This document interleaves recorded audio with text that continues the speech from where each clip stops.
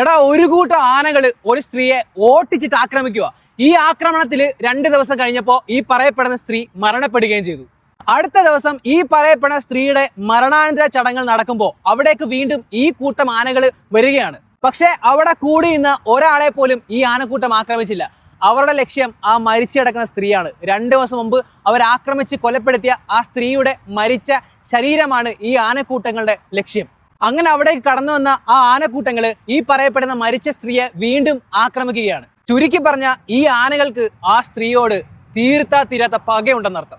പക്ഷെ എത്രയൊക്കെ ചിന്തിച്ചിട്ടും അവിടെ നിന്ന് ആളുകൾക്ക് ഒരിക്കലും മനസ്സിലായില്ല എന്തുകൊണ്ടാണ് ഈ സ്ത്രീയെ ഈ ആനക്കൂട്ടങ്ങൾ ആക്രമിക്കുന്നത്. എനിക്കും മനസ്സിലായില്ല. നിങ്ങൾക്ക് ഇതിൽ മനസ്സിലായോ? എന്നാൽ പലരും പറയുന്നത് കുറച്ച് കാലങ്ങൾക്ക് മുമ്പ് കുറെ വേട്ടക്കാർ വന്നിരുന്നു ആനക്കുട്ടികളെ പിടിക്കാനായിട്ട്. ആ സമയത്ത് ഈ ആനയുടെ കുട്ടികളെ പിടിക്കുവാനായിട്ട് ഈ വേട്ടക്കാരെ ഈ സ്ത്രീ സഹായിച്ചിട്ടുണ്ടെന്നത് കുറെ വർഷങ്ങൾക്ക് മുമ്പാണ്. പക്ഷെ ഇതൊക്കെ ഈ ആനകൾ ഓർത്തു വെച്ചിട്ടാണ് ഇവരോട് ഇത്രയും അരിശം പൂണ്ട് ആക്രമിച്ചതെന്ന്. ഈ ഒരു സംഭവത്തിൽ നിന്ന് നമുക്കെന്ത് മനസ്സിലാക്കാം?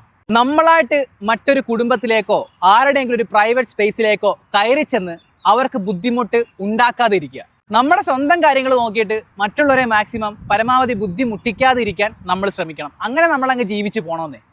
അല്ല, നിങ്ങളൊന്ന് ആലോചിച്ച് നോക്കിയേ, നമ്മുടെ കുടുംബത്തിലേക്ക് ഏതെങ്കിലും നാറികൾ കയറി കളിച്ചാലോ, അല്ലെങ്കിൽ നമ്മുടെ പ്രൈവറ്റ് സ്പേസിലേക്ക് ആരെങ്കിലും കടന്നുകൂടിയാലോ നമുക്ക് ദേഷ്യം വരുമോ?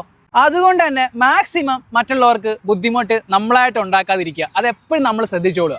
ഈ കാര്യത്തിൽ വലിയവനെന്നോ ചെറിയവനെന്നോ പണക്കാരനെന്നോ പാവപ്പെട്ടവനെന്നോ എന്നൊന്നുമില്ല. എല്ലാവരെയും ഒരുപോണക്ക് റെസ്പെക്ട് ചെയ്യണം. എല്ലാവരെയും ഒരുപോണക്ക് ട്രീറ്റ് ചെയ്യാൻ നമ്മൾ പഠിക്കണം. ഇംഗ്ലീഷിൽ ഒരു ചൊല്ലുണ്ട്, treat people with respect if you want to be respected. Follow ചെയ്യുക. Come fly with me.